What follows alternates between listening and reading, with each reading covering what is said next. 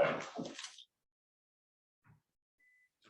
we'll begin the meeting. The Lehigh County Authority Board of Directors, April 25th, 2022. The meeting is being recorded. It's available on the web, Zoom. And we have some board members present online as well as offices here. Let's have a roll call of the Board of Directors first.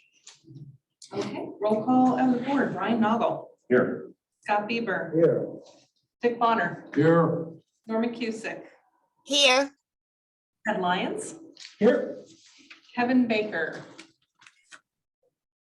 Linda Rosenfeld. Here. Jeff Morgan. Here. Amir Family. Here.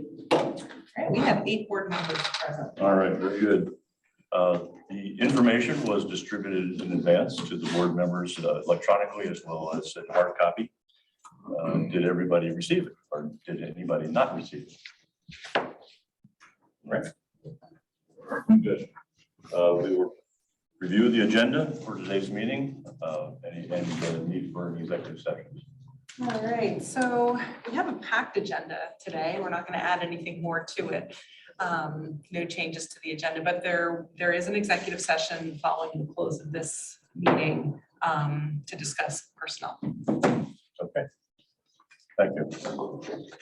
Now we have the minutes from the last meeting of April 11th, 2022.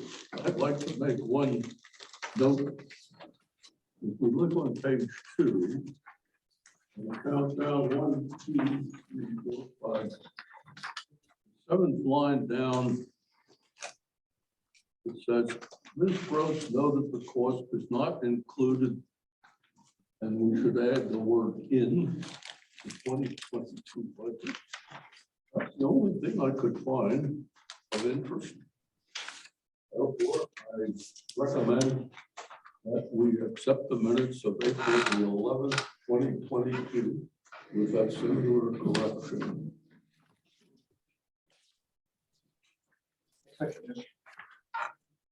Motion made by Dick and seconded by Amir. Accepting minutes as written with that one correction. Any questions? All in favor, say aye. Aye. Aye.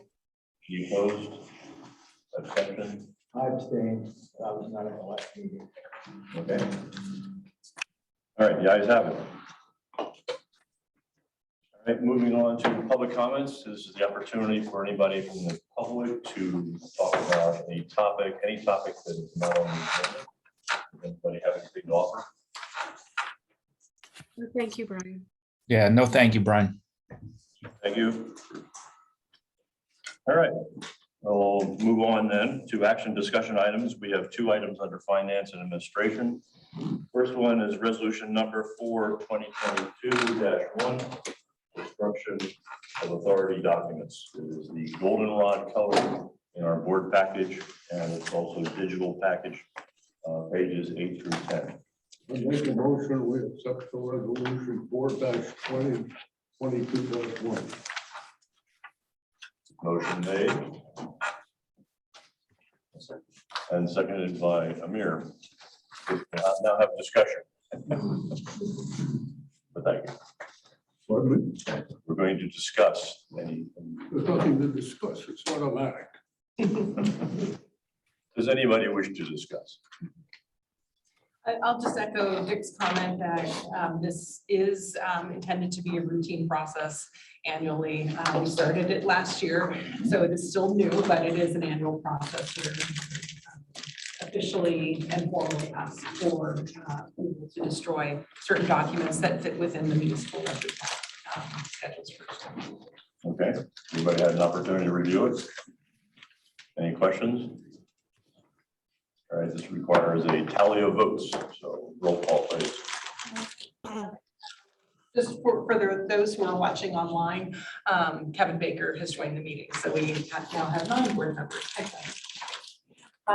So the roll call vote for resolution number 4-2022-1, Brian Noggle. Yes. Scott Bieber. Yes. Dick Bonner. Yes. Norman Cusick. Yes. Ted Lyons. Yes. Kevin Baker. Yes. Linda Rosenfeld. Yes. Morgan, Yes. Amir Family. Yes. Thank you. That's 9 yes votes. Okay, moving on now to LCA strategic plan, quarterly progress report is the gray documents in our board package. Digital pages 11 through 14. So for this one, I do have a presentation. Presentation was emailed to the board and posted on our website. So it's accessible for everyone. And I'll get right into it.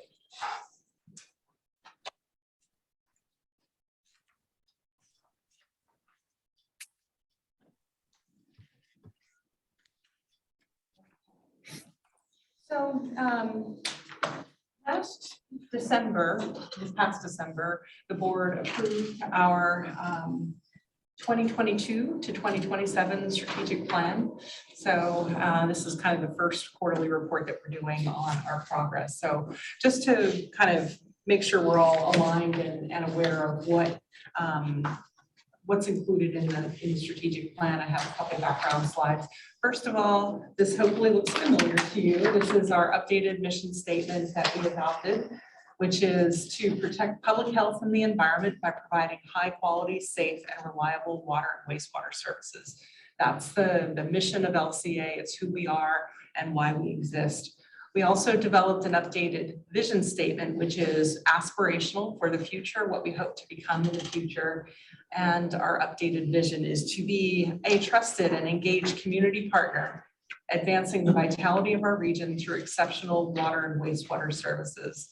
We like to repeat these statements kind of wherever we go because it helps to affirm why we're here and what we're trying to achieve as an organization. We also adopted a new set of core value statements, and these are beliefs and behaviors that we hope to drive our actions and really setting the stage for what it feels like to work here at LCA or to interact with LCA. So our updated value statements are service, engagement, dedication, positivity, and excellence. I hope that all sounds familiar to you.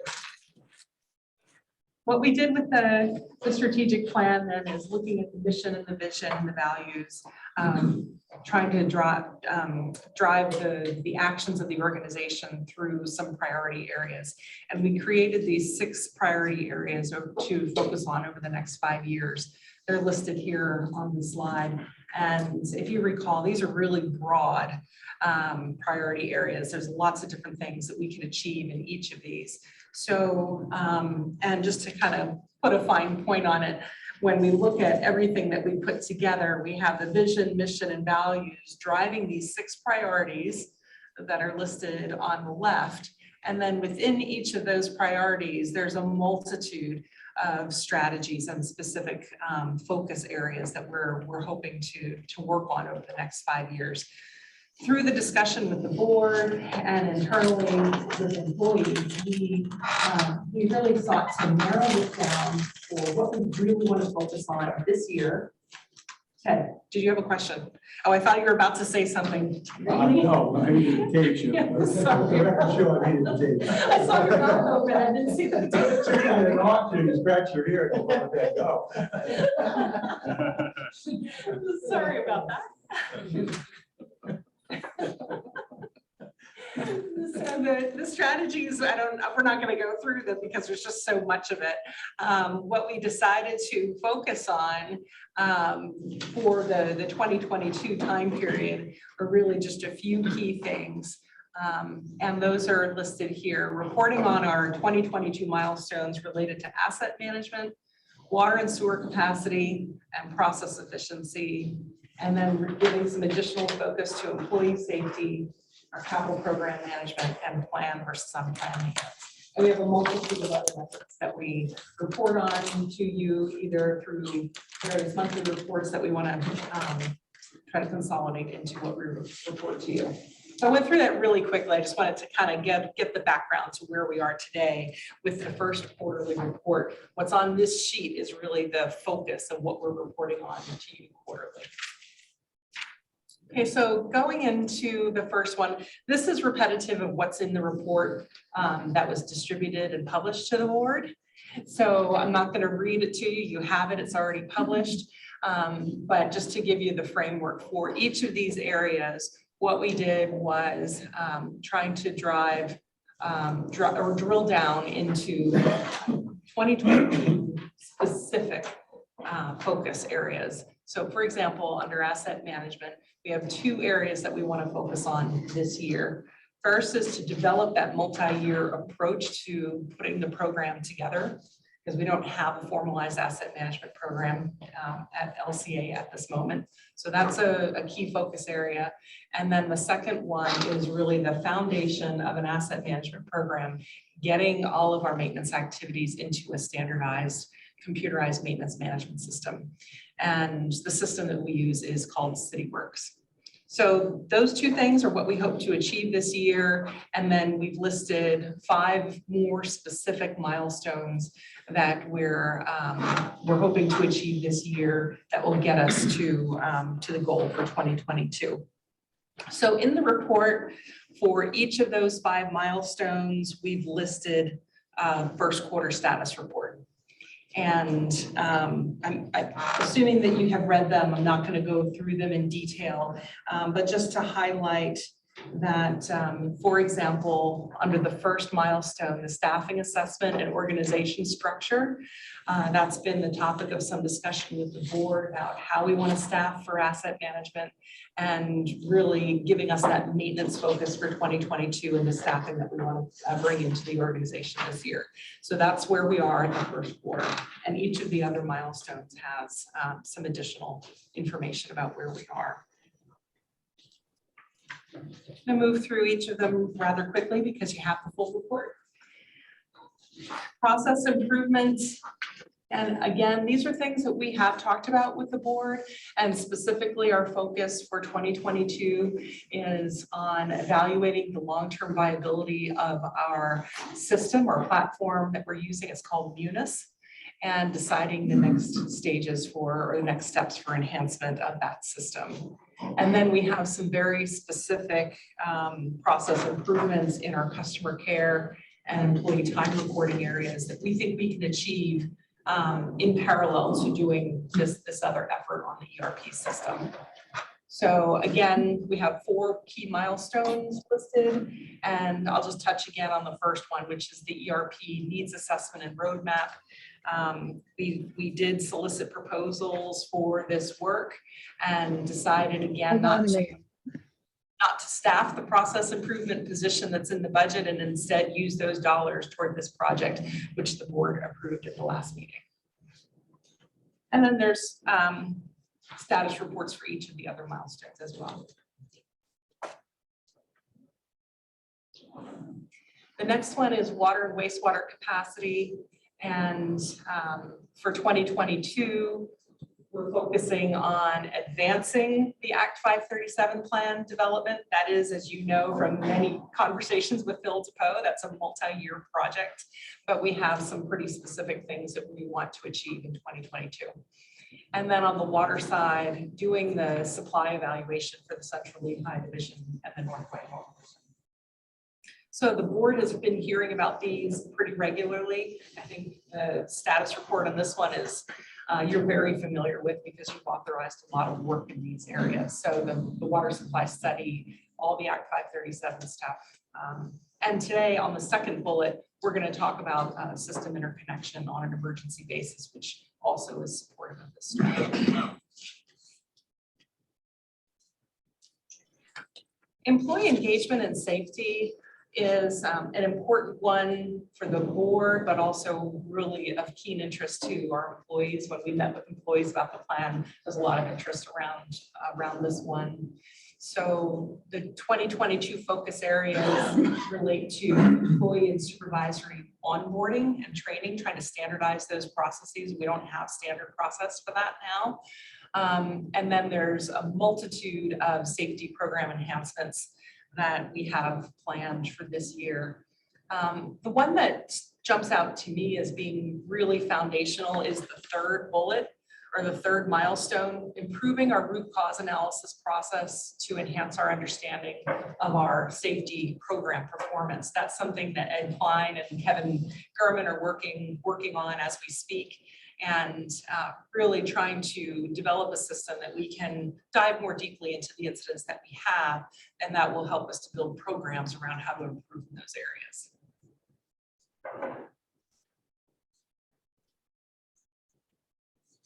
And the last one are some specific projects that we thought are worth calling out under this operational excellence arena. And you've heard about the first one already, the large diameter valve program. The SCADA program you're going to hear about in May. Chris is going to ask for authorization on that project. Really important. And that project is really tied deeply into the third one, which is our small systems compliance review and our enhancements to achieve improved compliance with those small systems. So again, the report goes into more detail about the status of each of these. I didn't want to read the report to you, just kind of give you a flavor of how we're reporting on it and see if there's any feedback or questions on that. Lisa, as you go through this process, are there any takeaways that things have happened that you hadn't expected or? Well, a couple things. I'll say that the process that we used with Raptelis to facilitate putting the plan together was extremely helpful. And the ongoing conversations that we've had at the staff level, as well as with managers and then with employees, really, I think, has done a very good job of creating the engagement in these things. So when we had the employee meetings last month, we went through a lot of these things, and the dialogue was really great. So employees really get what we're trying to achieve, especially on asset management, safety, and some of the things that really affect how they do their work. That has been, I think, missing in some of our prior efforts. So that's a really good takeaway. The other thing that we tried to do with reporting, where we've stumbled a little bit, is with the 21 strategies and the hundreds of activities that go with that, how do you track progress with that? And we started using a system called strategy walks. Amir, I think you're familiar with strategy walks. And that's just been really difficult to gain traction, because it's at the activity task level that we're trying to track progress and have it roll up into something that we can report on. And it's just so detailed that it's really difficult to see the big picture.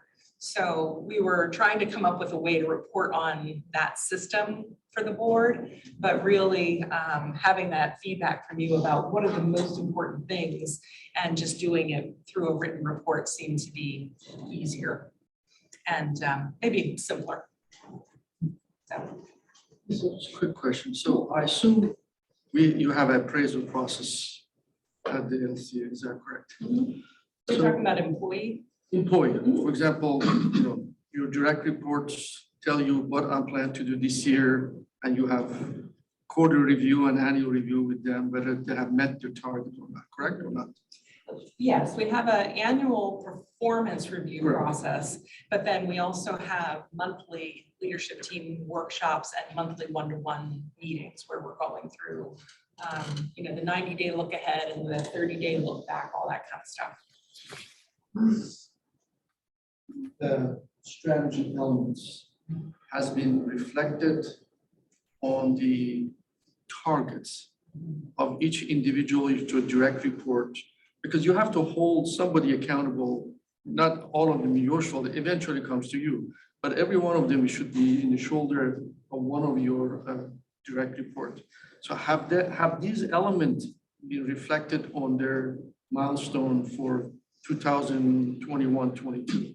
Yes, absolutely. So I'm giving the presentation today to try to keep it succinct, but everyone in this room has and online that reports to me has had input on preparing this report, and they're accountable for specific aspects of preparing this report.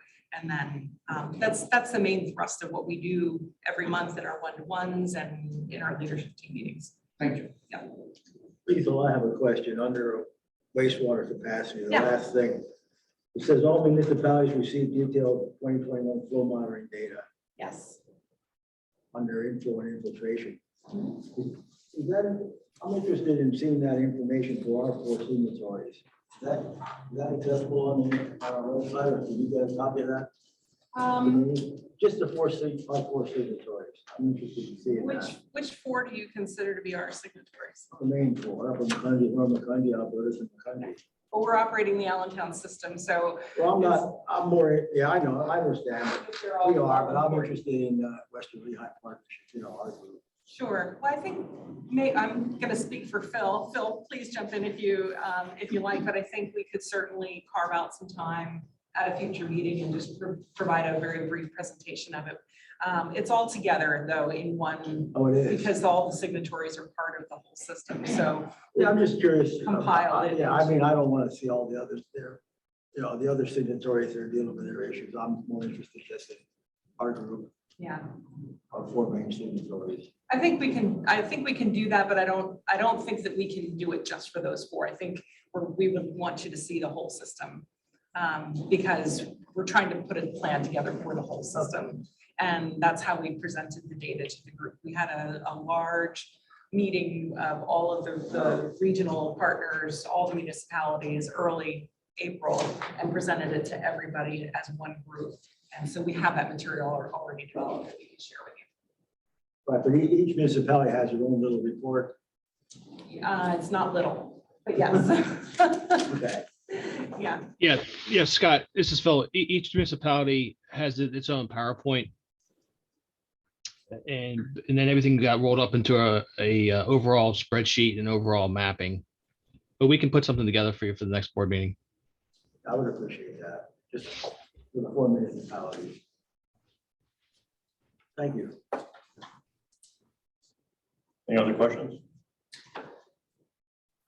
More person. I have just one slide, which is one I'm most excited about, which is our new dashboard. And Mark Bowen was instrumental in putting this together and really trying. I mean, we've tried over the years a lot of different ways to do metrics and to do dashboarding, and never got it to one page before. So here we go. We have it on one page, and that's Mark's doing. We have a couple placeholders for things that we're really still working on and will take some time because we don't currently really have data to share on how we might report on customer responsiveness or complaint tracking, and our capital program performance is something that we're still working on. And so we have some placeholders there. But what we wanted to capture here are the main things that we've been talking about. So these 2 items that are still under development, financial, you're going to hear Ed's full monthly report with lots of information, but the 2 key things that we use as our key financial metrics are debt service coverage ratio and the unrestricted days cash on hand. So reporting on those as a element of our strategic plan report, I think is important.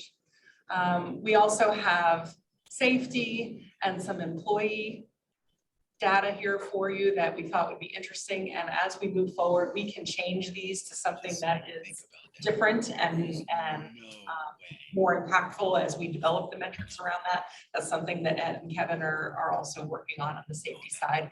But this is a new thing that we started just this year, tracking the number of days without a vehicle accident, tracking the number of days with no lost time incidents. In the middle on the bottom, we have environmental compliance, and here we've got tons of data available. We're showing 5 full years plus 2022 in these categories: boil advisories, bypasses, NOVs from DEP, permit exceedances, and SSOs, sanitary sewer overflows, and how they stack up. And you can see that during the very wet years of 2018 and 2019, we had more, and it started to come down. 2022, though, we are having some challenges within one of our wastewater plants that's driving this number of permit exceedances. And we'll be hearing from Andrew about that as time goes on with our monthly operations reports. Lisa, can I ask you a question about that? Not that I want to make 2 pages, but maybe that environmental compliance might be a little bit more informative if it had a water and wastewater graph. Because some of those things are like boil water advisories are specific, SSOs and bypasses are specific to wastewater. I think boil advisories is the only thing that's water. Well, you could have an NOV, right, or a permit exceedance in theory, right? Yeah, there's a couple other items we could probably add to it just to make it more visual. Shouldn't be a problem. If it's gonna make it 2 pages, then just let it go. Just a thought. And I think what we were trying to achieve with this 1-page dashboard is kind of a snapshot that you get additional information. You get a lot of financial information from Ed. So this is just a snapshot of something that's most important. You get a lot of information on the monthly operations report from Andrew and Chris. So just to kind of give you a global picture of where we are. The newest one that we really haven't looked at a lot is asset management and the corrective versus preventive maintenance measures here. So what we've done here is to try to mirror what the American Waterworks Association does and how they measure preventive versus corrective maintenance, which is based on hours, and then the percentage of hours that goes toward preventive versus corrective. The benchmark from AWWA is 66% preventive. And so that's kind of like an initial target that we might be looking at for ourselves.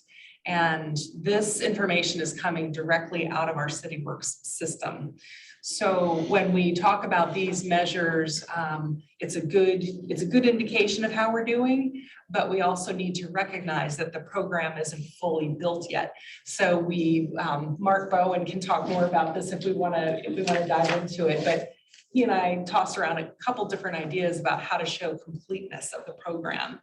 And so what we're looking at, for example, on field services, we've got 46% of our time going into preventive maintenance, but the program is really only set up to capture about 65% of the work that we do in maintenance. So it's not a full score yet.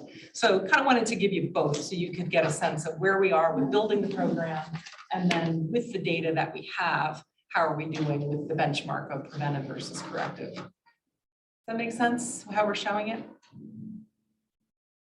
Mark is online if you have questions for him.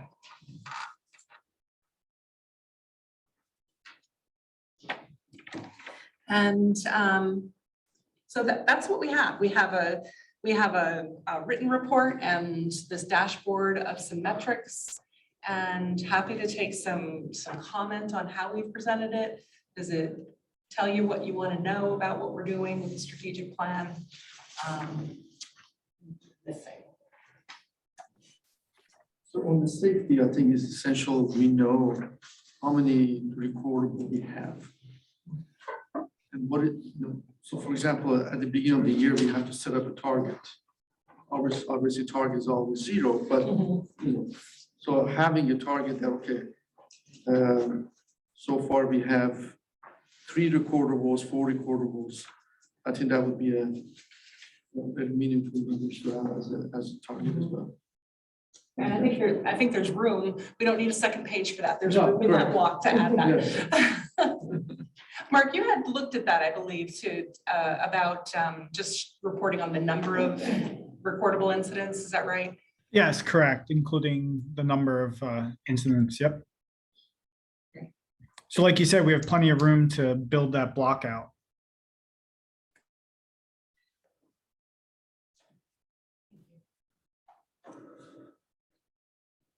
Any other questions? Very good. Like the visual format. Yeah. So, I mean, really need to give Mark kudos for building that out for us and giving us something visual to look at. Awesome. All right, thank you. Great. Okay, move on. All right. Underwater, we have 2 issues. One is first the emergency declaration, reservoir number 1 repair. It's seeking approval. See purple documents in our board package and digital pages 15 through 17. All right. So for this one, And this memo is from me, but I'm not the person necessarily driving this. Phil, DePoe, and Andrew in particular are deeply involved with this one. So chime in at any time, Andrew or Phil. Chris is also, and his team are also involved, but Chris is not here today. So at the last meeting, we talked about the emergency interconnection with South Whitehall Township, just to sort of orient you to what we were thinking about. And since the last meeting, we've gathered some additional information about the repairs to Reservoir One that are needed, and how all of it comes together. So kind of just to summarize, we have some damage at Reservoir One that we need to repair, and we need to do it fairly quickly for a couple reasons. Number one is the criticality of that facility for the upper system, but also there's a timing issue with the weather. So wanting to get the repairs done and the coatings on the tank or inside the tank or around the tank prior to the cooler weather so that it can cure properly. So, you know, that takes some time to put all this together, and hoping to have the repair completed by November 15th. So that seems like a few months away, but getting all the pieces together in time is really much. So, and I did want to mention, it's mentioned in the memo that we're not going to give you a detailed presentation of what the damages are, because they are still a little bit under investigation, and also for security purposes. But there's several bullets listed of the various things that we need to correct at the tank. And questions about those, Andrew's, I think, the resident expert on all the various pieces that have to go into the repair. So the two main components of the project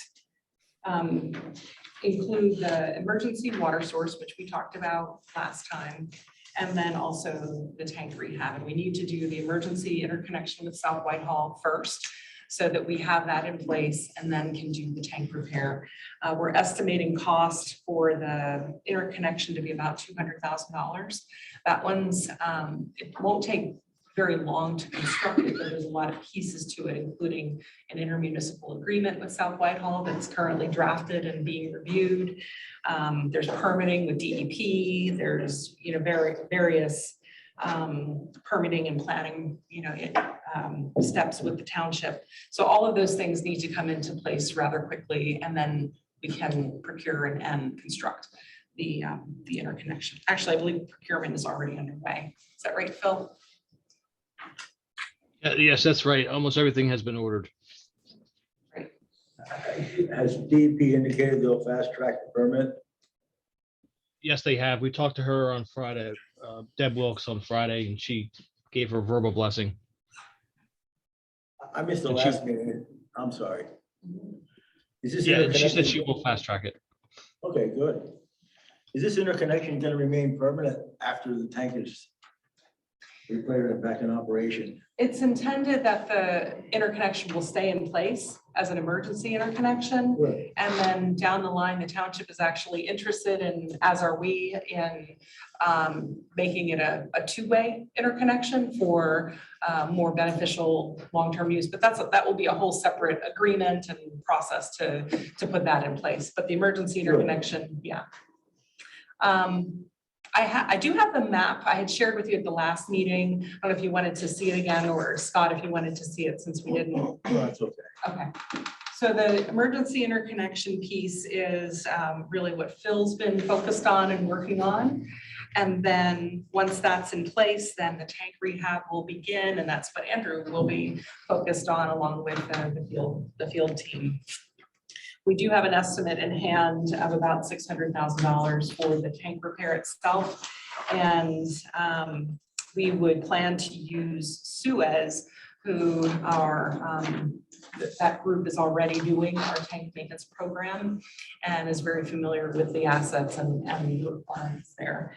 So they did the inspection, they put together the repair report, and then they put together the proposal for us.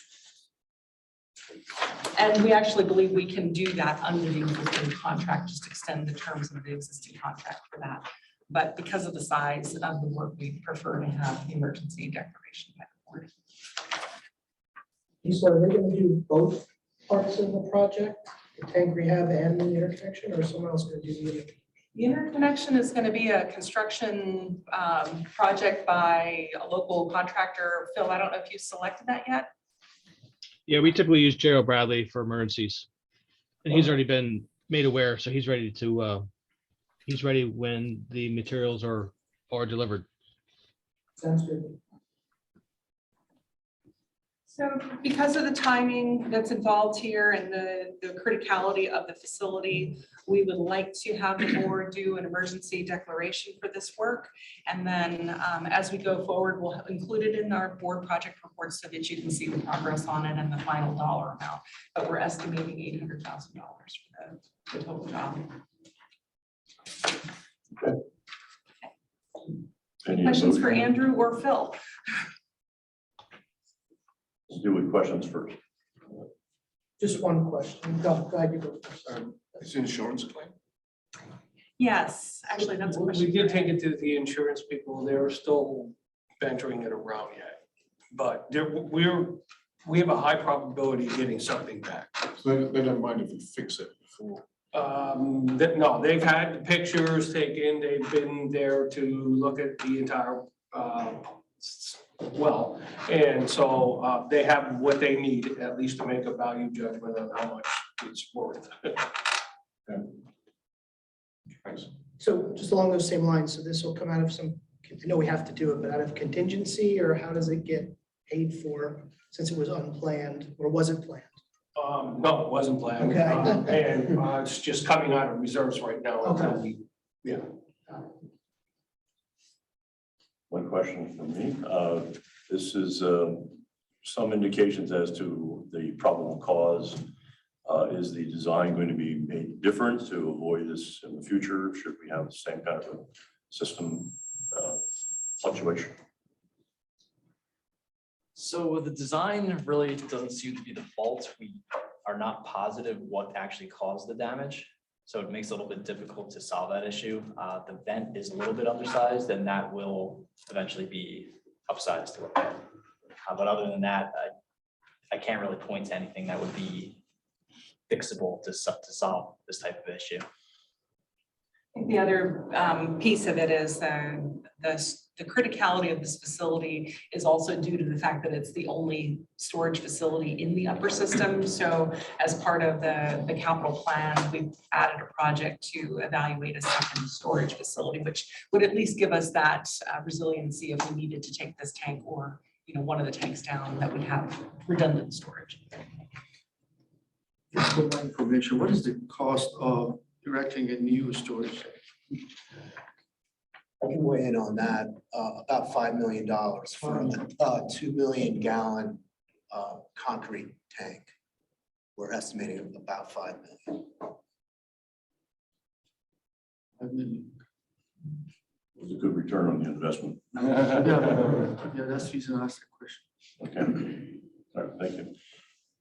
Any other questions? Motion and a second? So moved. Second. Okay, motion made and by Amir, I'm sorry, Ted. And seconded by Jeff. For approval of the emergency declaration. Reservoir number 1 repair and emergency interconnection. Total price estimated at this time, $800,000, $200,000 for the interconnection and $600,000 for the tank repairs. Any questions? Please. Want to do a voice vote for this one? All right, Brian Noggle, Yes.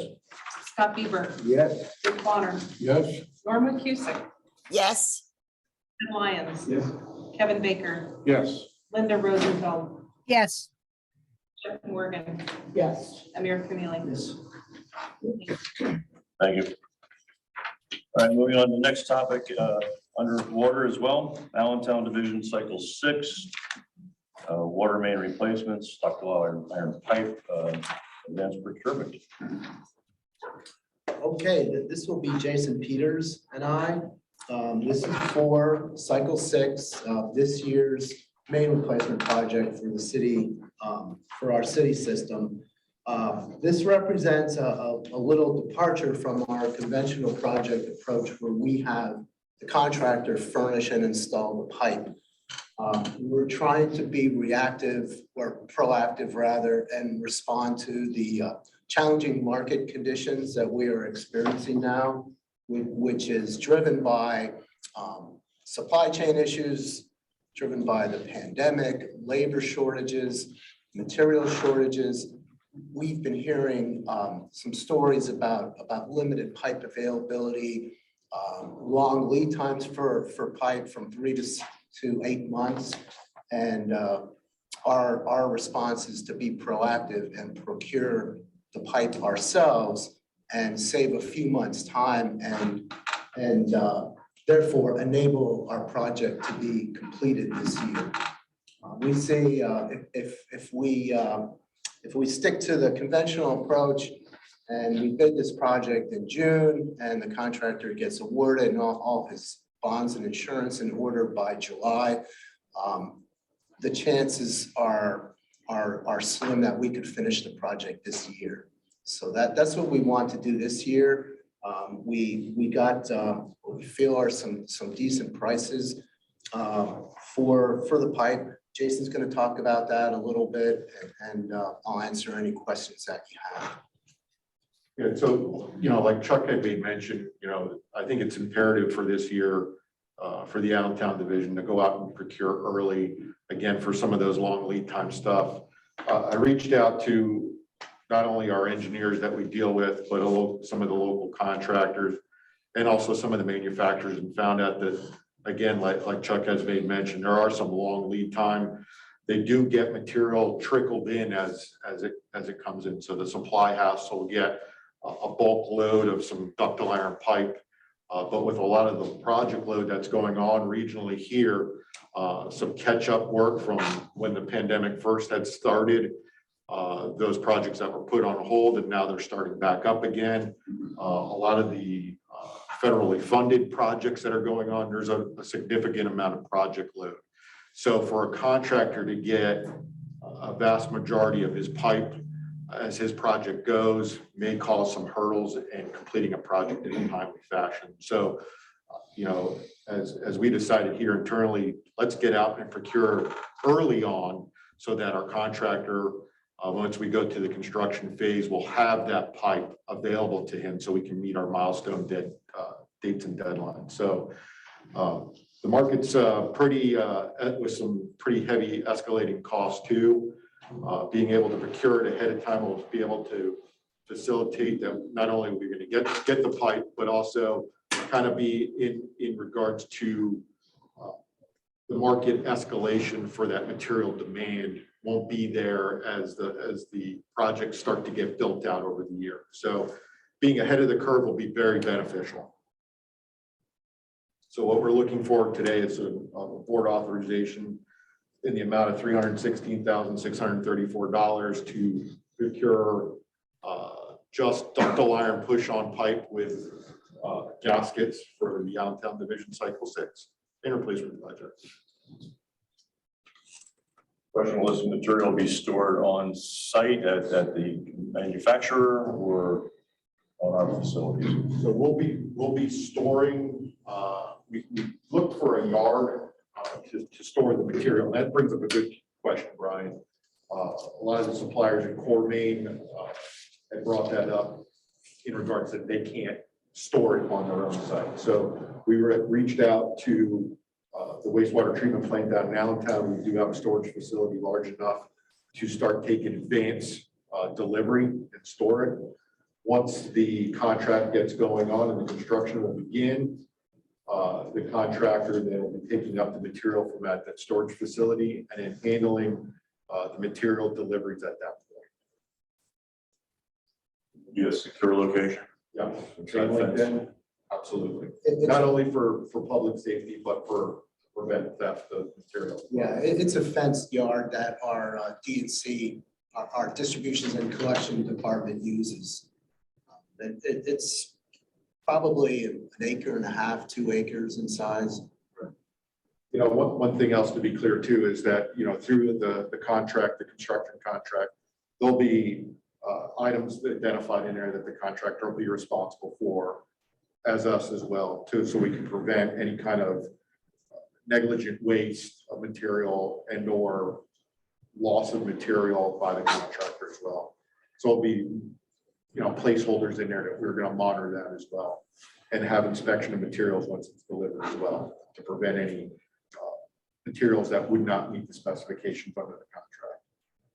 Who would actually do the inspection of the material as it's being manufactured to make sure, because we now own it, it's not the contractor. So at the point of delivery, myself, or our professional service engineer will be out there looking at the material as it gets delivered, make sure that all proper cementous lining and classifications of that pipe are met. Prior when we did this in 2016, we did have a batch load that came that did not meet, and that goes immediately right back. It does not even come off the truck. So we're going to be looking at that as far as quality control as it comes right up at delivery. If it doesn't meet that quality, it'll be sent back at that point. Guys, you don't see any issue with like valves or fittings, tees, hydrants, any of that stuff slowing down the project? You're just gonna work on it? It's not as severe, Jeff, as for Okay. the ductile iron pipe from what we've been hearing. It's more reasonable. It's just the typical sizes of ductile iron, particularly 8-inch and 12-inch pipe. Got it. Yeah, so, you know, speak a little bit on that too, like for valves in Allentown, they are pretty much specific to Allentown. There would be a normal standard lead time anyways, as far as opening. You know, to give you a little background, standard out here in suburban, all our valves open left hand open. In Allentown, they're right, which is a little bit of an odd kind of situation. Fire hydrants, they're Allentown threads, so they're very specific. Again, that's normal, what we would anticipate a normal delivery and lead time. That's good to hear. At least something's a little normal. So, you know, one of the things that I went through my research and reaching out to places, what happened, at least on the ductile iron side, is back in when Ida had come through down south, a lot of the PVC manufacturing plants, I guess, had shut down. So a lot of the projects that were in the chute at that point switched over to ductile iron for sanitary sewer, stuff like that. So that's why there was this huge uptick in load. I had reached out specifically to Atlantic States over in Phillipsburg, New Jersey, since they're one of the local suppliers. And it's their plant's running at full capacity, nonstop, trying to meet up the demands that have been requested for ductile iron pipe. So that's, you know, that's big influx and a lot of the updated project load with the new federally funded projects that are out there. Yeah, I was involved in a project last year where we bought the PVC pipe in January and it didn't get installed until July or August, and just did that for the same issues you were talking about on the piping side. And actually, we worked with Joe and Bradley on that and it worked out very well. Good. So when the contracts are let for this job, the contractor will have no warranty issues with the pipes since we're buying it directly. That is correct. So there's a snafu someplace we're gonna have to decide the pipe or the installation. Right, so there would be some manufacturer's warranty on the pipe. And That is then- correct. And then you have the installation process, and the contractor itself will have responsibility to look for those and determine. There is a standardized process for that. Other questions? Okay, we have before us a capital project authorization, cycle 6 water main replacement project, construction phase pipe procurement for a total of $316,634.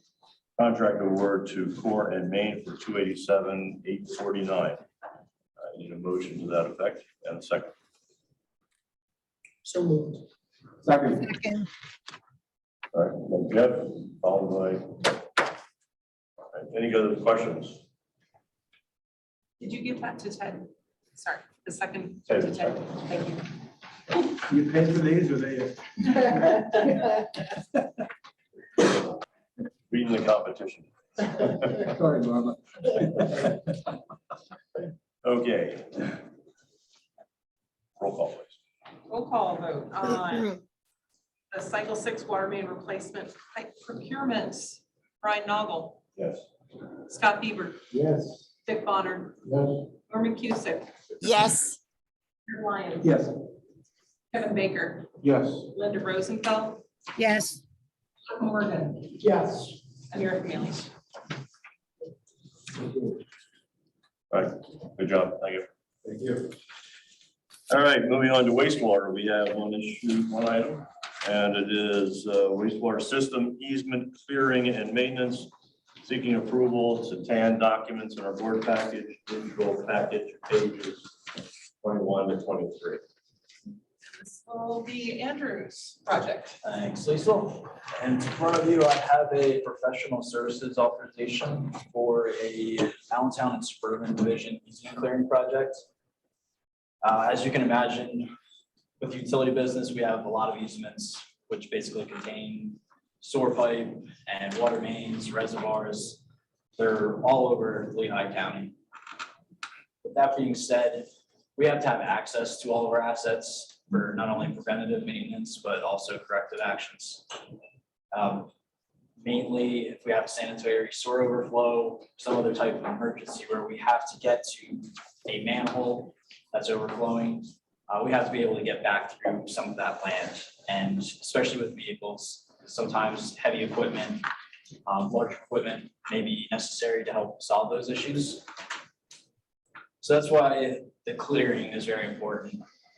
In the suburban division, we have just about 30 acres total that has to be cleared. Some of it is already cleared and just requires routine maintenance.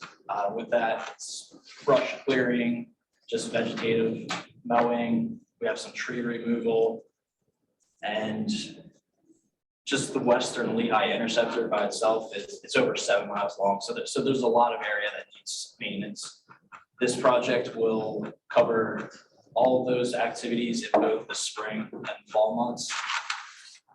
In the Allentown division, it's a little bit different. We have the Lehigh River flood dike, which is all along the Allentown wastewater plant. If you've ever been out there, it's about 10 acres of very steep embankments. There's actually a few islands, I'll call them, in the middle of the river that need maintenance. And there's some areas that are extremely difficult just to get back to due to railroad tracks. So there's a lot of work back there. Once again, that's brush clearing, it's vegetation removal, tree removal, and this section also requires herbicide application. So that puts a whole other area to it. And in the Allentown division, we also have other wooded areas which have manholes that run through them. We need access to those manholes. So there is a lot of area that needs to be cleared. And this project is going to be for a total of 3 years with both spring and fall clearing. The second page of the memo has sort of a breakdown of what we would expect in the Allentown and suburban divisions. And we received 2 proposals, and we are recommending Adirondack Land Management.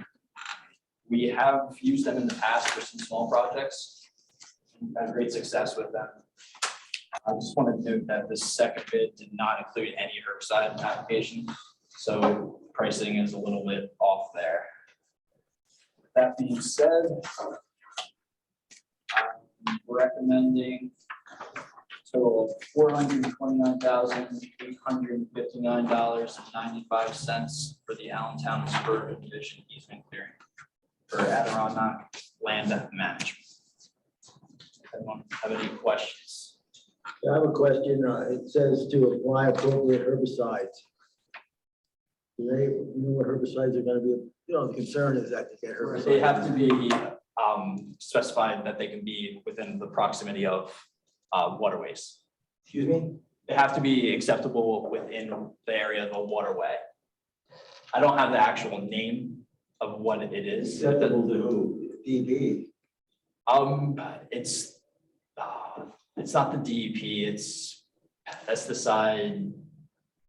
Off the top of my head, I honestly don't recall the name, but there's a whole certification program that you have to go through to actually apply either pesticides or herbicides. Okay. So yeah, it's not something that LCA sort of dictates, it is mandated. Yeah. Okay, thank you. So there's a standard, industry standard that we're adhering to. Correct. This is not our standard, it's an industry standard. Correct. So I have a question. So, well, comment first. So as a person who's been through sticker bushes and poison and ticks in uncleared right of ways, I think it's a very good project. But once you guys get everything cleared, then do you have the staff to maintain it, or is this something that has to just be done?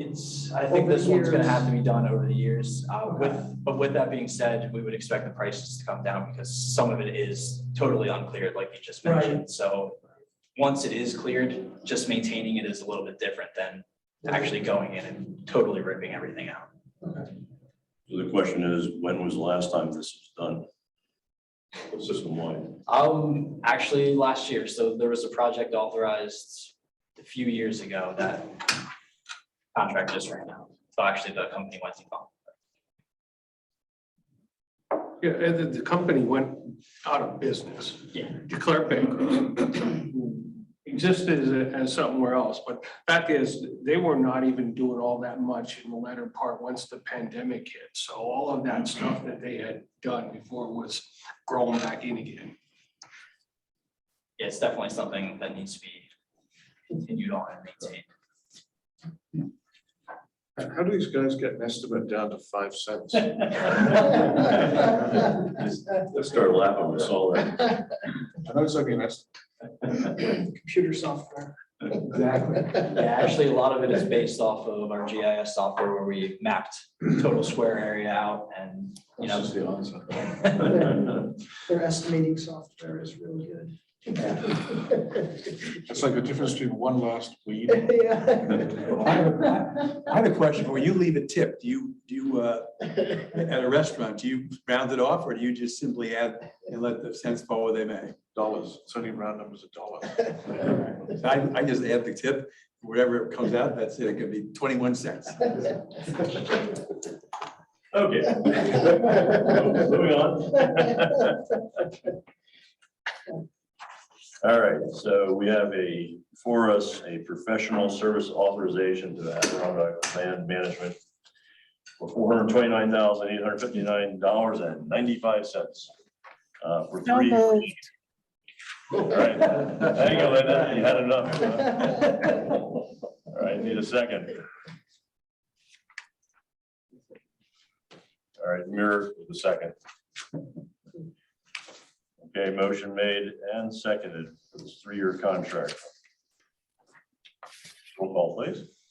Brian Knobel, Yes. Scott Bieber, Yes. Dick Bonner, Yes. Norma Cusick, Yes. Warren, Yes. Kevin Baker, Yes. Linda Rosenfeld, Yes. Morgan, Yes. and Mayor Kamali. Yes. Thank you. All right, thank you very much. All right, moving on the agenda, we skip over item 6 and go to 7, which is monthly financial review. All right, and we have a treat for you this time. Yes, before I get into the discussion, after looking at what we have been doing for a number of, I'll say it almost 2 years. I thought that we needed to make a little bit of change to go back to a presentation that had a little bit, well, actually a lot more graphics in it with less text and stuff like that. And I also thought that even though I focus a lot on total LCA, I thought it was really important to kind of put the review more in the context of each fund. So Thank you. that is how we would. So we have a presentation that was shared with the board in advance and it's posted on our website. Announcement, and then I'll share the screen.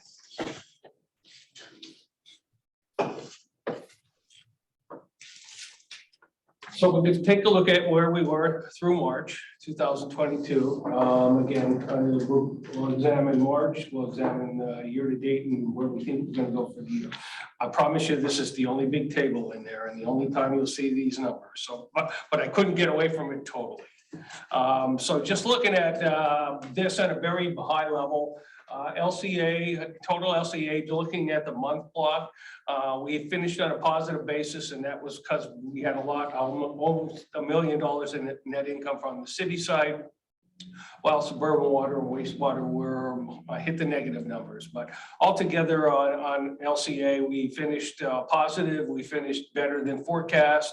And again, along the way, suburban water was positive, city division was positive, and wastewater was a little bit negative, but there's really no big numbers there. In terms of cash flow, suburban water and wastewater were negative, but boy, the city made up for it with $3.6 million on the positive side surplus for the month. So LCA finished at $2.2 million, finished better than forecast because the forecast against suburban water, well, we're down a little bit and wastewater's down and city made up for it. So this particular time, LCA looks good because the city went really good. On a year-to-date basis, and suburban water and city were on the positive side. We forecasted positive for both of them.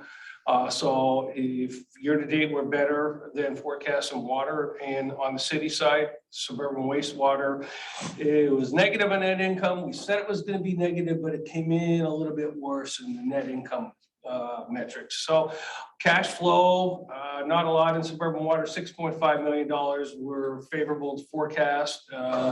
Wastewater, we're on the positive side of cash flow, but that's down a little bit from the number we thought we would hit in city division. Well, $3.8 million versus 3.1. So we're almost $700,000 better in cash flow. And altogether, LCA is almost $4.6 million year-to-date cash flow versus 4. So we're up $593,000. How we think we're looking for the year as we keep doing these rolling forecasts. On the suburban water, wastewater, and city division side, we believe we're going to be on the positive side in net income.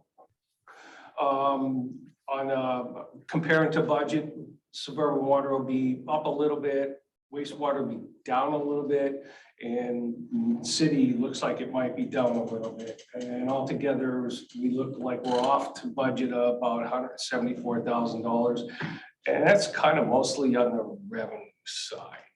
In cash flow, positive down the board for $10.3 million of expected cash flow for the year against the total forecast of 10.2. And again, all on the positive side of the budget. And so we think suburban water will finish a little bit better than 100,000 good, 25,000 on wastewater, and about $69,000 in cash flow. So cash flow will look, net income can be down a little bit, cash flow will make up for it, will be a little bit better.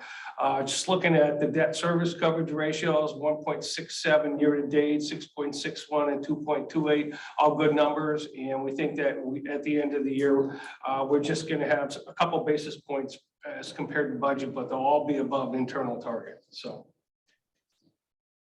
again, that's the last of the numbers now. So just taking a look at and breaking up suburban water into looking at the income statement, you can see the $125,000 was negative versus 165. So we're down about, we're up by $32,000, and that's mostly due to slightly higher revenue, slightly lower expenses. On a year-to-date basis, we're 251 versus 166, so we have a nice variance of 85. That box down below is kind of the breakdown of the variances by major category, where you see we're getting a lot of help from operating revenue, even some more help from lower operating expenses.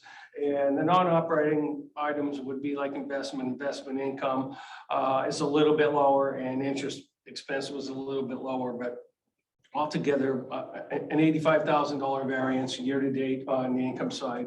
And again, what we think for the year will be at like 2.1 versus 2. So we think we'll be at $66,000 better than budget for the whole year. Now we go to the cash flow side. We're minus 88. We thought we'd be minus 45. And so we have a $43,000 unfavorable variance. Check my notes here. I believe that is just lower user charges. Or not lower user charges.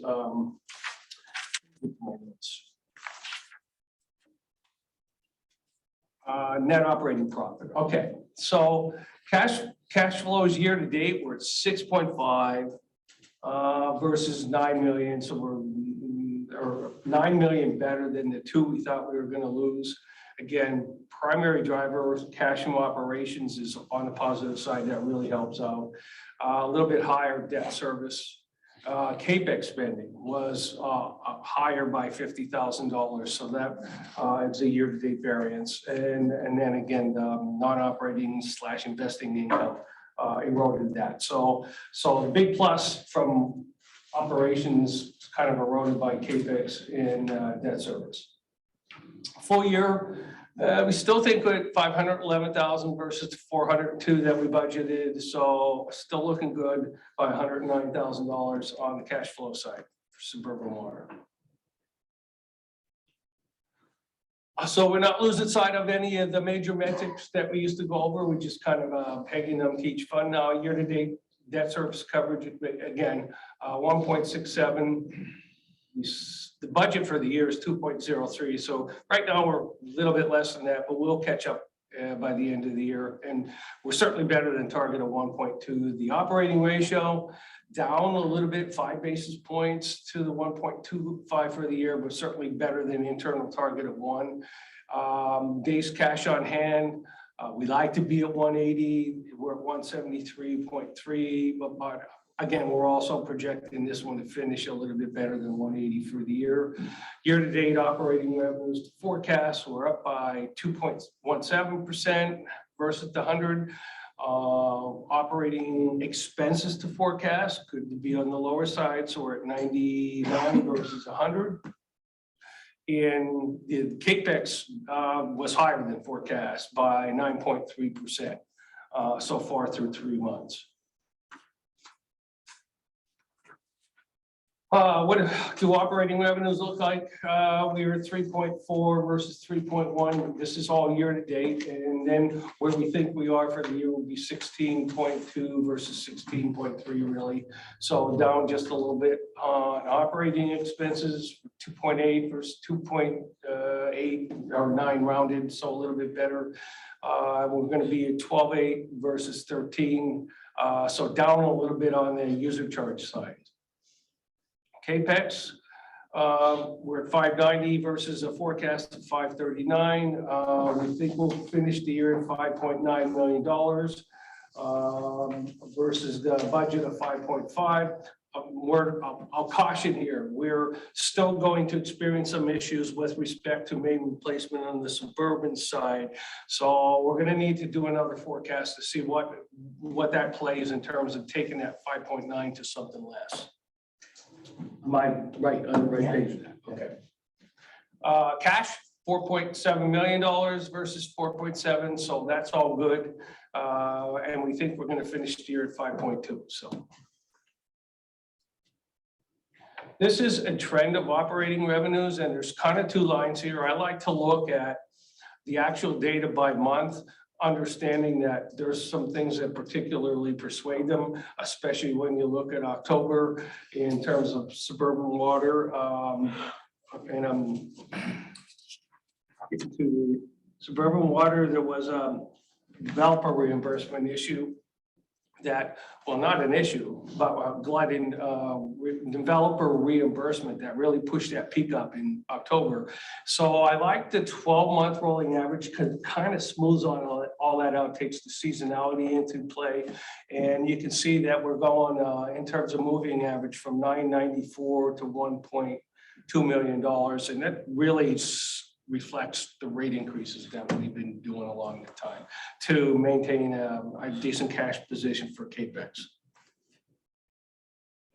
On the operating expenses, again, doing a 12-month rolling average, you can see there's a couple peaks and valleys in there, drop a little bit in November, pick right back up in December. The December adjustment is related to, and I think I've mentioned this before, the way that we handled leases in the past was always to treat leases as operating expense items. So in other words, you hit an account for a lease and that becomes an expense and cash out.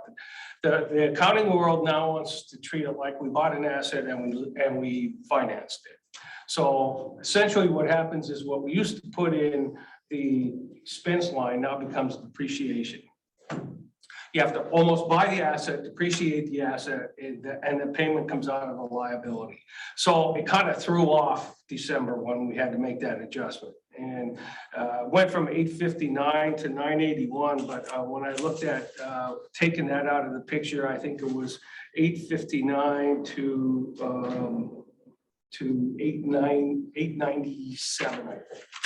So it had a big influence in December. It also had a big influence in at least the 12-month rolling average trend. And you'll see that December thing repeat as we get into wastewater. We'll see it as we get into the city division as well, because we have leased assets in all three funds. Okay, suburban wastewater, where we are for the month in terms of income, loss position of 448, which was worse than the 324 we thought. So we're down 123,000 year to date. We're at a minus 388. We thought we'd be at minus 243. So we've got an unfavorable variance of 145. Well, unfortunately, there's no good blue blocks in this one. So starting off, it was operating revenues were down by 60, and then operating expenses were up by 37, and then non-operating stuff, investment further eroded it, and we got $1,000 worth of help from lower interest expense. So year to date, it's not earth-shattering, but we're a little bit on the favorable side on wastewater. Like I said, when we looked at it, we'll still finish a little bit unfavorable, at least for the year. But right now, I'm not too concerned about where we are. We'll get better.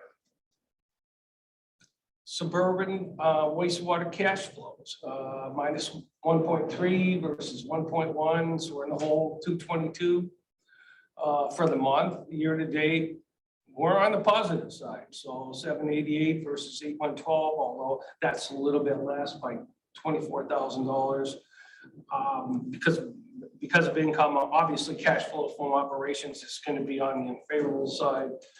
Get some help from lower debt service requirements, and then this particular fund capital spending was $48,000 lower than we forecasted, so that becomes a favorable variance. But then we offset that with some lower investment income, and we're going to need to take a good look when we forecast at the fact that interest rates are just not coming up. In fact, in some cases, they're going down, and we just, there's only so many things that we can invest in as well, and they're just not very. So interest rates are coming down? In some of the investments, the shorter investments, yes. Yes, and some of the ones that we can't entertain, we can't get involved in too many riskier investments. So we're kind of paying a penalty for being risk-free. Okay. So in some of the other metrics, year to date, debt service coverage ratio is 6.61. Budget for the year is 10.82. This one doesn't carry a lot of debt, but we're certainly better than target of 1.2.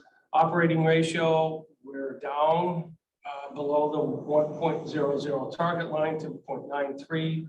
The budget is 1.10, but like I said, we should catch up some on the operating ratio. Days cash on hand, we're at 197 versus 180, so that's a good number. Year-to-date operating revenues to forecast at 99 rounded to 100, so down a bit on the user charges and tapping fees. Year-to-date operating expenses, 100.88, so we're 0.88 higher than where we should be. And then the CAPEX is 7% lower than what we targeted so far. Looking at operating revenues, 3.9 versus 4, so down 21.127 versus 21.160. So really not that big a variance at the end of the year. 19 in terms of operating expenses, 4.2. So we're within proximity on the forecast for the year to date. And for the full fiscal year, 19.3 versus 19.3. So again, nothing major there. CapEx, we're 647 versus 694. We think we'll be at 3. We budgeted 2.9, have some carry forwards related to the 537 plan.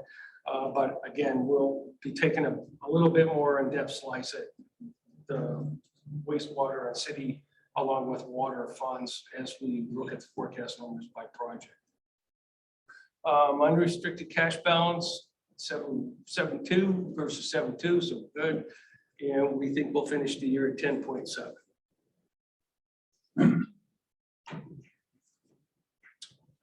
Okay, wastewater. Couple peaks and valleys over a period of time, and I've tried to keep this to a 15-month actual period, simply because to get a 12-month rolling average, you have to have a number of periods out there. And again, we have 1 month where it just dives, and that's because of signatory credit that came in as we do the true ups, and it took place later in the year because of the trouble that we have with all of our statements. So that kind of throws off the rolling average a little bit. But I can say if I'm looking at 1.659 is where we started way back when. And I think once I take that out of the picture, I think it was 1781. So actually it goes up. And so you can see the effect of what happened in signatory credits. Operating expenses, generally good till December. I've already talked about what happens in December with the leases, and 1.4 versus 1.6, and that would have been almost 1.499. So the trend is up a little bit, but not as bad as it looks right now with that big adjustment. City division for the month went over $1 million. We thought we'd be at 830, so we were up almost $200,000. Year to date, we're at 3, almost 3.1 versus 2.6, so we're up $413,000. Some of the variances there, operating revenue, not as big, 51,000. The primary driver, as you can see there, is the operating expenses.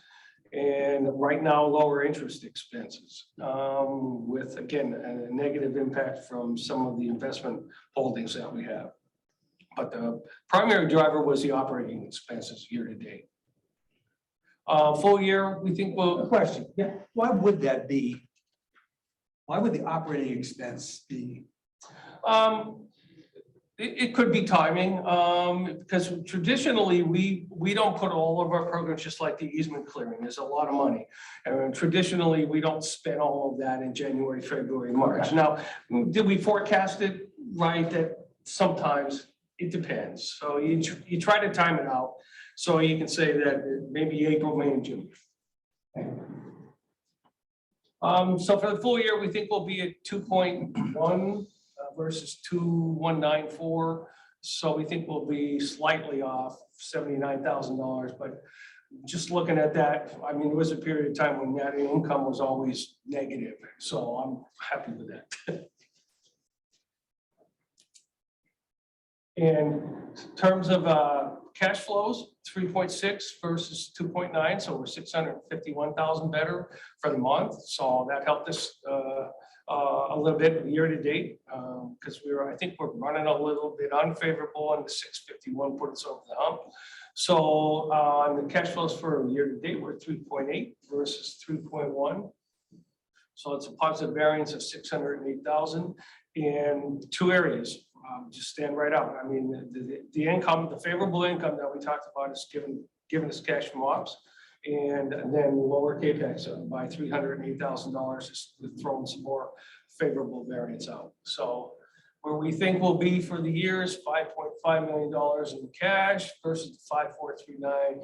So about $69,000 better.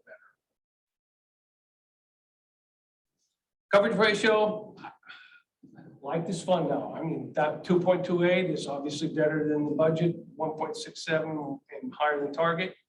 2.25 in operating ratio versus 1.62, that's good and better than target. 270 days cash on hand versus 180 target. That's a nice number there. Operating revenues to forecast were, well, just a couple basis points higher than target. Operating expenses, that's where we have like 4.some% down to target about our target of 100%. And again, capex down to like 30%. So in terms of revenues and stuff, 13 million versus 13 million, nothing to write home there. We finished the year at 50.8 versus 50.9.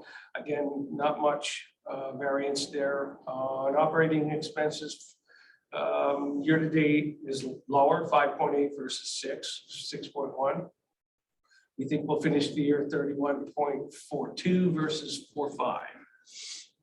Capex, we budgeted 11.3. We think we're going to finish the year at 10.9, and right now we're 781 versus 1082.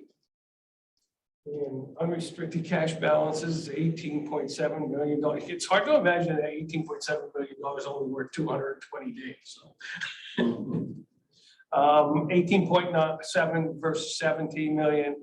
And right now we're above where we think we're going to finish the year. And there's a second half where there's a significant amount of debt payments that's going to be worth some of that cash. So. These trends in terms of revenue look somewhat stable as compared to the other ones, and the trend is nice, 3.4 to 4. Almost 4.1 in terms of 12-month rolling average, and that really just reflects the rate destruction coming into effect. And yes, we got nailed again in December for the leases, but even with that, you can see it's steady, almost like steady 2.3 to 2.1. So even with that in there, actually, you can say that the 12-month average is coming down. So, questions? I have a question. A lot of information. I like it the way it's shown. It's good. Yeah. Of course, sitting on the board here, my concern is that things are not going well. What should I be seeing up here that tells me that we're heading for someplace we don't want to be, or things are better than they should be? Since we're a nonprofit, right? What would I be seeing here? I would say the primary thing for me is, one is, and I know we've been lining this number very down. What's debt service at? Debt service coverage ratio is the primary measurement. The operating ratios, all that stuff is just an indicator of what you're seeing built into the debt service coverage ratio. The other part of that to me is, so what's the days cash on hand? Because that tells you that while your revenue might not be as good as you thought, and your expenses may be higher or lower than, and you got some things going along the way, you still have enough cash on hand. So to me, that's the two big items that I look at. Some of the other measures are pretty much a derivative of debt service coverage ratio. Is there anything we can do about the adjustment in December? That was pretty significant compared to the normal monthly. That's like $2 million versus 1.5. Yeah, to be honest with you, Brian, I actually thought about saying, well, that's so abnormal and it's really due to an accounting principle change and an accounting change. Probably that when I show this again, the best thing for me to do is just take it out of the actuals even for the month. And then let the 12-month average just roll out the way it should have been naturally. Okay, so that wasn't an adjustment, that was an adjustment in numbers, not an adjustment in returning money back to the signatories? No, in terms of the leases, Yes. no, that is, in fact, there's really no cash effect. Okay, that's if we did this on a cash flow basis, you wouldn't have seen any of them blips. It's on a net income basis only. So given that it's a non-cash item, you're not returning cash, you didn't lose any cash. It's just easier, or I think more, a smarter thing to do is just take it out of the picture. And no, my accounting crew isn't taking it out of the picture, but for illustrative purposes, we should It just. gets our attention when you see the big spike. Yes, and I actually thought about this because I went, I'm gonna get questioned. A follow-up question too, if that's all right. The December spike for 2021, was that a one-time spike, or will we see it every year? No, you will not see it every year because we took early adoption of the GASB 77. I get confused, 77, 87. Don't take my word. Ed, that was 87. GASB 87. Thank you. So no, that was the first time adjustment that we had to make to get it on the books the right way to start with. So and all that will happen now is it just roll out. We'll budget it that way. We did budget it that way. So if we leave the spike in because it's part of your data, it'll just move to the right, or move to the left until it's off. Until it's off, yeah. But you'd have to go almost 12 more months to have it start to do that. Just one question on capital. If we're a quarter of the way through the year, it looks like we've got a lot of capital we're going to spend in the next 2-3 quarters. Is that an accurate reflection of what you think is out there, or is that going to change? You mean in terms of timing? Yeah, because we're like $500,000 through it, it looks like, and then we've got.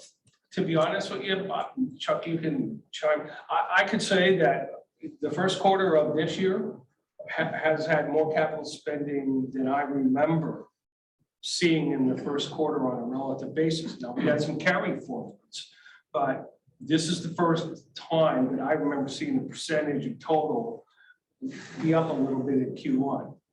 Now, with that said, based on what they're talking about with respect to the main replacements in the city and some of the other projects that are now got some logistical issues and they have to move early on it, I would expect more Q3. I do have a bit of a delay in one particular city project. It's a boiler project over at Klein's Island that you guys approved the design phase.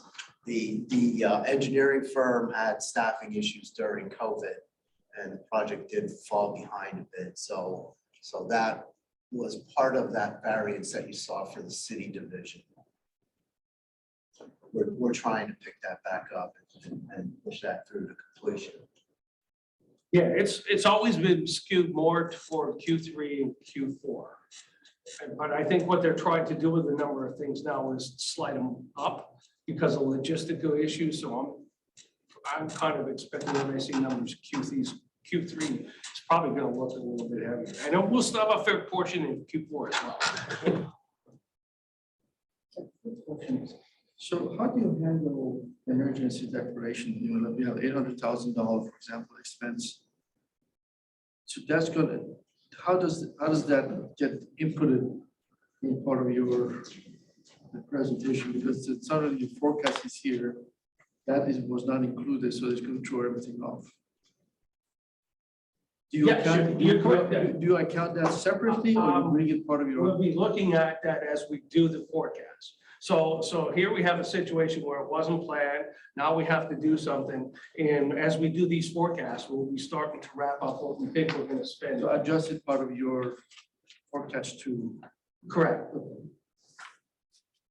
All right, any more questions? So generally speaking, the format better or than the other one, or, I mean, you don't have to tell me now, until you basically tell me whenever, what, you know, that you thought about it. I'm just curious. The only thing that I like a visual format, you know that, but the only thing that I get is like when there's a difference of 0.2%, but it shows as a big margin because of your scale Because of the factor. Scale. Because of the And it really looks big, but it's minuscule. Yeah. So maybe we Okay, can do that's something fair. like that to make it more, There's a way to deal with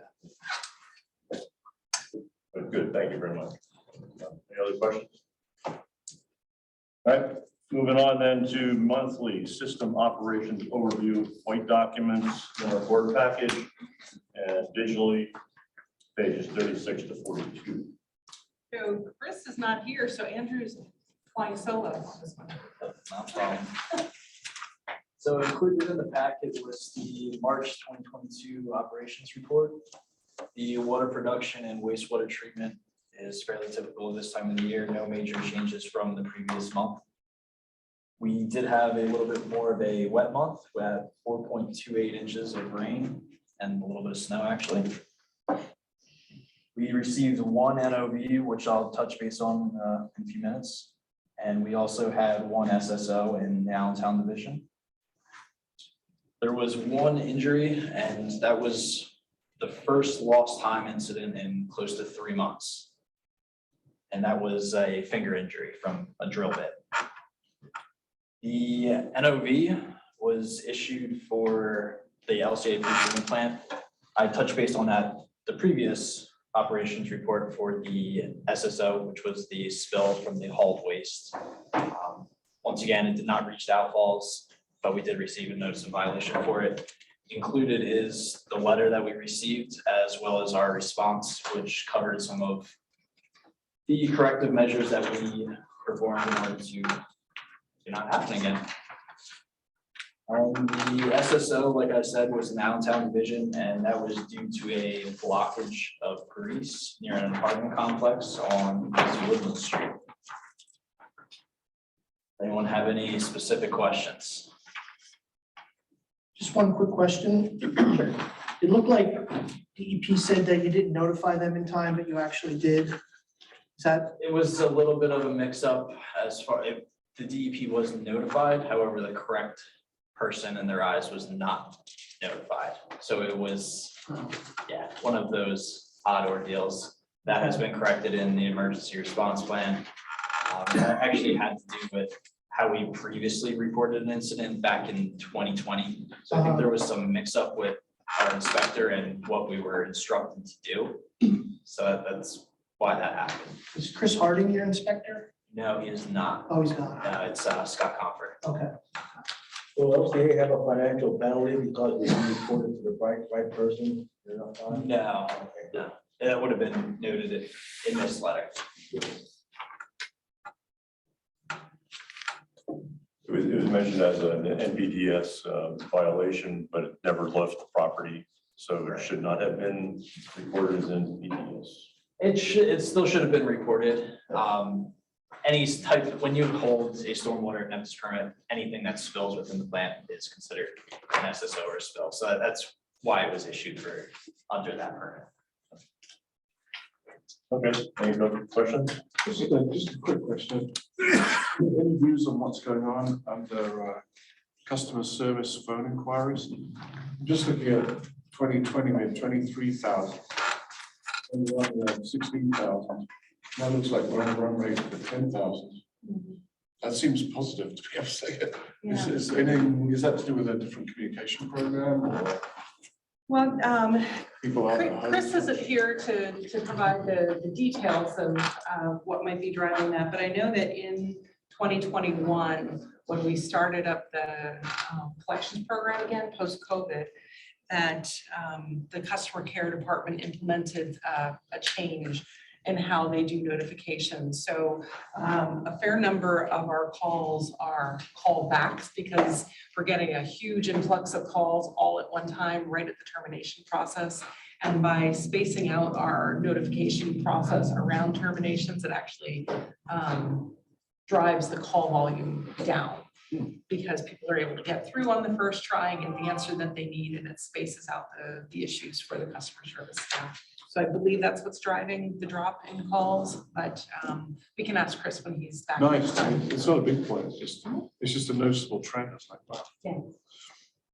With some process improvement to help Yeah. drive calls down. Andrew, do you know whether or not DEP decided they're going to take any enforcement action on the basis of notice violation? Did they say anything about that? As far as this goes, the only enforcement action is really the notice of violation. They also asked for basically a corrective action type plan. So that will be sent in by the end of the week. Okay, thank you. Staff comments? Solicitor comments? No comments. Public comments on any topics? No, thank you, Brian. Yep, same here, Brian. All right, at this time, we're going to adjourn. We will have an executive session following this, and instructions have been given to the rest of the board. Yes, Linda and Norma should have a link to join for the separate Zoom. What time do you want to open that up? Let's do it at 1:45. All right, we are adjourned.